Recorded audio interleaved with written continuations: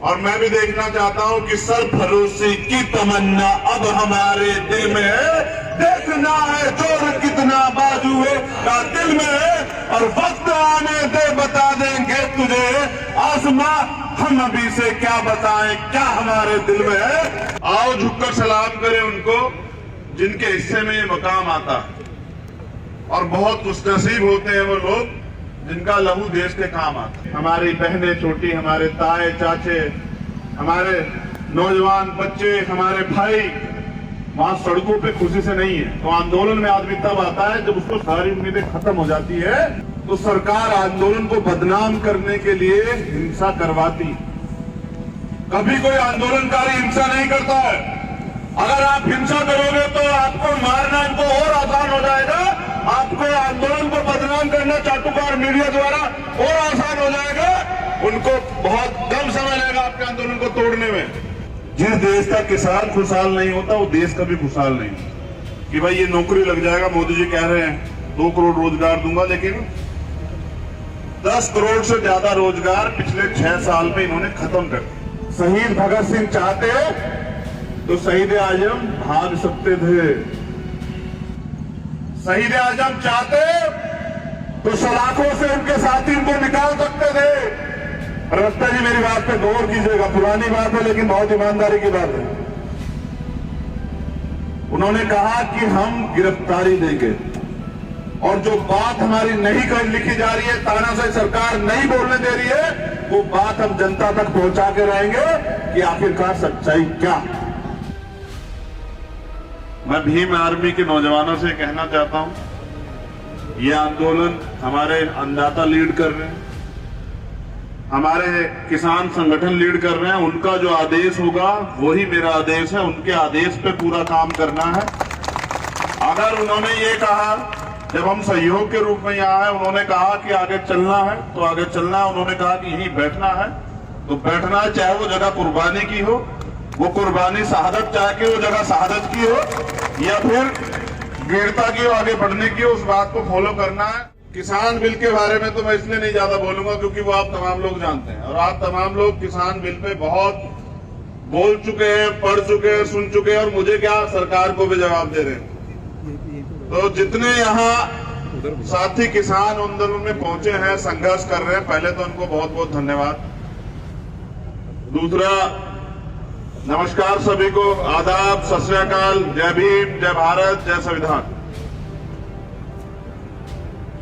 सबसे पहले आओ झुककर सलाम करें उनको जिनके हिस्से में ये मकाम आता है, और बहुत खुशनसीब होते हैं वो लोग जिनका लहू देश के काम आता है। ये जो शहादतें हुई है ना किसान आंदोलन में, ये शहादतें व्यर्थ नहीं जाएंगी। हमारे आंदोलनकारियों की शहादत जो है वो फल जरूर लाएगी, और फैसला हमारे हक में होगा। लड़ाई लंबी है, शांति बना के रखनी। अब मैं जब आया तो अपने नौजवान साथियों से कह रहा था कि किसान और मजदूर का चोली दामन का साथ।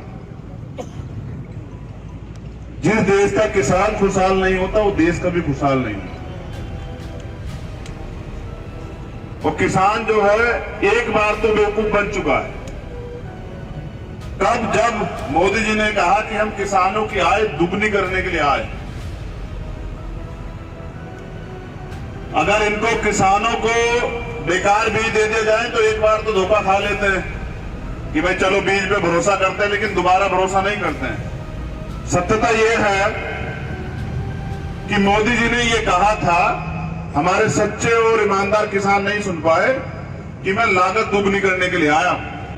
मैं किसानों की लागत दुगनी कर दूंगा, तुम्हें इतना तोड़ दूंगा कि तुम इस खेती वेती को छोड़ के और मजदूरी काम करना ज्यादा बेहतर समझोगे, और मजदूरों की संख्या बढ़ जाएगी, इस देश में किसानों की संख्या कम हो जाएगी। और जिसके साथ किया ऐसा ही किया, सिर्फ किसानों के साथ नहीं, नौजवानों के साथ। नौजवानों को सपने क्या दिखाए थे? 56 इंच का सीना से करके कहा कि 2 करोड़ रोजगार दूंगा। अब माँ बाप ने पढ़ाई करवाई है, बहुत मेहनत की है, अपना पेट काट के बच्चे को पैसे दिए कि भाई ये नौकरी लग जाएगा, मोदी जी कह रहे हैं 2 करोड़ रोजगार दूंगा, लेकिन 10 करोड़ से ज्यादा रोजगार पिछले 6 साल में इन्होंने खत्म कर दिया। तो जो कहते हैं उसका उल्टा करते हैं। इन्होंने कहा हम क्या करेंगे कि काला धन वापस लाएंगे, और झूठे इतने हैं, प्रधानमंत्री सच तो कभी बोलते नहीं है। मैं कहता हूं कि हो सकता है क़यामत आ जाए जिस दिन प्रधानमंत्री सच बोल जाएं। झूठे इतने हैं कि कह रहे हैं काला धन वापस लाएंगे, और आप विश्वास कीजिए काला धन तो वापस नहीं आया, लेकिन जितने लोग गुजरात के जिन्होंने कर्जा सरकार बैंकों से लिया था वो सारे विदेश चले गए, अरबों खरबों रुपए यहां से लेके जो चले गए। तो इनके नारों की जो सच्चाई है वो उल्टी है। ये कहते हैं कि सबका साथ और सबका विकास करेंगे, लेकिन ये सिर्फ और सिर्फ पूंजीपतियों का विकास कर रहे हैं, अमीरों का विकास कर रहे हैं, गरीबों के लिए खाई खोद रहे हैं। इनको ये नहीं पता जो खाई आप खोद रहे हैं, इसी खाई में एक दिन आपको भी जाना पड़ेगा। क्योंकि हमें याद है ईस्ट इंडिया कंपनी जो है जब आई थी तो कुछ चाटुकार लोगों ने ऐसे उनका समर्थन किया था। ईस्ट इंडिया कंपनी दोबारा से अडानी अंबानी के रूप में दोबारा इस देश में आ रही है, और अभी आंदोलन कब तक चलेगा इसमें अगला नंबर किसका ये नहीं पता। लेकिन तमाम शहादतों के बीच, क्योंकि जब शहादत होती है तो एक पूरे परिवार पर पहाड़ टूटता है, लेकिन इस आंदोलन में जो शहादतें हो रही है वो हम सब लोग एक परिवार हैं, हम सबको दुख को समझना पड़ेगा। एक शहादत ऐसी हुई है जिसने तोड़ दिया मुझे, जिस शहादत ने सोने नहीं दिया, मजबूर कर दिया, और वो शहादत थी बाबा राम सिंह जी की। जब संत शहादत देते हैं ना, संत समझते हैं जिनको कोई मोह नहीं होता, लालच नहीं होता, किसी तरह का झूठ फरेब नहीं होता उनकी जिंदगी में, जो पूरे समाज को, पूरे देश को अपना परिवार मानते हैं। और बाबा राम सिंह जी की जो शहादत हुई, एक शहादत का नोट तो आपने पढ़ा होगा, मीडिया ने आपको पढ़ के सुनाया एक दिन, लेकिन मैंने वो 10 पेज का नोट भी पढ़ा जो वो नानकसर सिंह गुरुद्वारा सिंगड़ा में जो है छोड़ के गए। उन्होंने कहा कि मेरी शहादत को कायरता मत समझना, लेकिन मैं शहादत इसलिए दे रहा हूं क्योंकि तमाम लोग इस आंदोलन में भागीदारी कर रहे हैं। कोई मेडल लौटा रहा है, कोई कुछ और लौटा रहा है, कुछ सड़क पे है, आंधी तूफान सब चीजें झेल रहे हैं, लेकिन मैं संत हूं। ऐसा नहीं कि संतों ने आगू नहीं रहे संत, यहां हमारे संतों गुरुओं ने पहले भी कुर्बानियां दी है, और इतिहास और भारत इस बात का गवाह है कि हमने तलवारों के दम पे भी जो है गुलामी स्वीकार नहीं की, लड़ते रहे, अपने अधिकारों के लिए संघर्ष करते रहे, ये देश इस बात का गवाह है। लेकिन संत जी ने कहा कि मैं अपने प्राणों का बलिदान इसलिए दे रहा हूं कि मेरे जाने के बाद देश जागे, लोग मेरे बलिदान को समझे, और जो लोग जाग गए हैं उनका तो स्वागत है, जो लोग घर पड़े हैं वो भी घर से निकले, उस आंदोलन को मजबूत करें।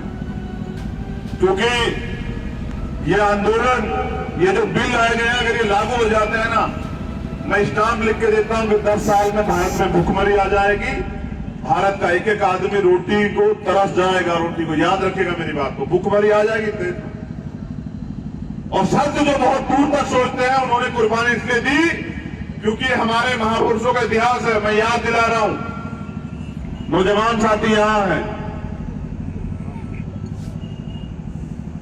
शहीद भगत सिंह चाहते तो शहीद आजम भाग सकते थे,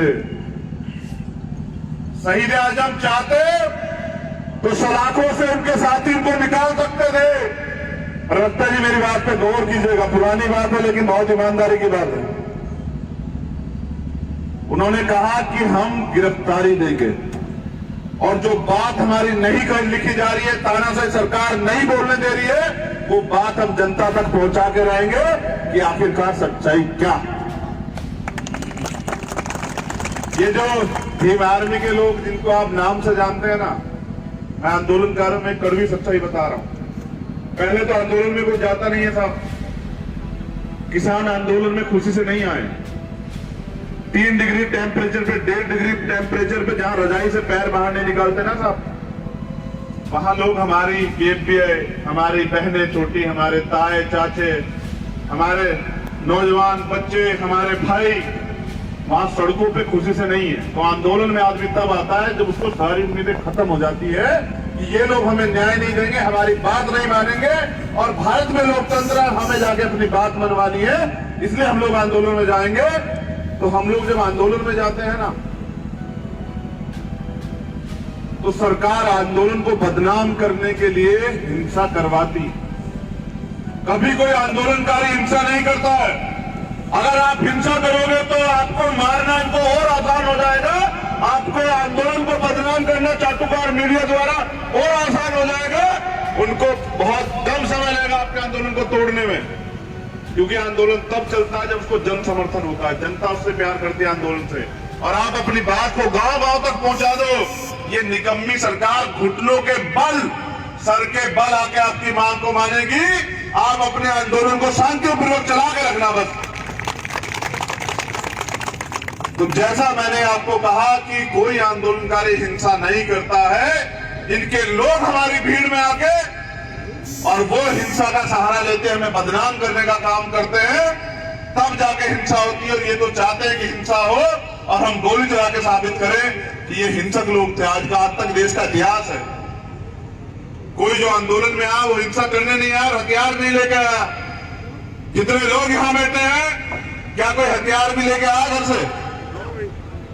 हम लोग आए हैं अपने आंदोलन को धार देने, ताकत देने, और अपनी, जैसा अभी ये आदेश हो रहा था, मैं तो नौजवानों से निवेदन करूंगा कि वो हाथ बांध के अपने आगू जो लोग हैं, अपने जो आगे जो चल रहे हैं हमारे, उनके पीछे पीछे चलते रहे। और मैं भी देखना चाहता हूं कि सरफरोशी की तमन्ना अब हमारे दिल में है। देखना है जोर कितना बाजुए का दिल में है, और वक्त आने दे बता देंगे तुझे आसमां, हम अभी से क्या बताएं क्या हमारे दिल में है। आपके सीने पे लगी है गोली, अगर ये सरकार, निकम्मी सरकार, ये झूठी सरकार, दोहरी सरकार, गुंडे सरकार अगर आपके सीने पे गोली चलाएगी तो फट से जो है हमारा सीना चौड़ा हो जाएगा। कायरता नहीं दिखानी है, क्योंकि हम लोग हक की लड़ाई लड़ रहे हैं। आप इनको गोली चलाने देना, आप ईमानदारी से हाथ बांध कर अपने आंदोलन को चलाना। और जैसा मैंने कहा कि आपका आंदोलन सफल भी होगा। बाबा राम सिंह जी की कुर्बानी, उनकी शहादत व्यर्थ नहीं जाएगी, और एक भी शहीद की शहादत व्यर्थ नहीं जाएगी। आपका जो त्याग बलिदान जो दुनिया देख रही है, ऐसे नहीं समर्थन होता है दुनिया में। कोई ऐसे क्यों ना करता किसी को समर्थन कि भाई अच्छा काम कर रहे हैं। समर्थन इसलिए हो रहा है, दुनिया के लोग समर्थन कर रहे हैं, क्योंकि वास्तविकता में यही लोकतंत्र है कि अगर आप किसी कानून से सहमत नहीं है, चाहे वो सरकार ने बनाया या किसी कोर्ट ने बनाया, तो आप लोग आंदोलन करके अपनी बात को रखो। और भारत आजाद भी तो ऐसे ही हुआ था, समझ रहे? भारत आजाद भी तो ऐसे हुआ था कि आंदोलन हुए। और जैसा मैंने आपको कहा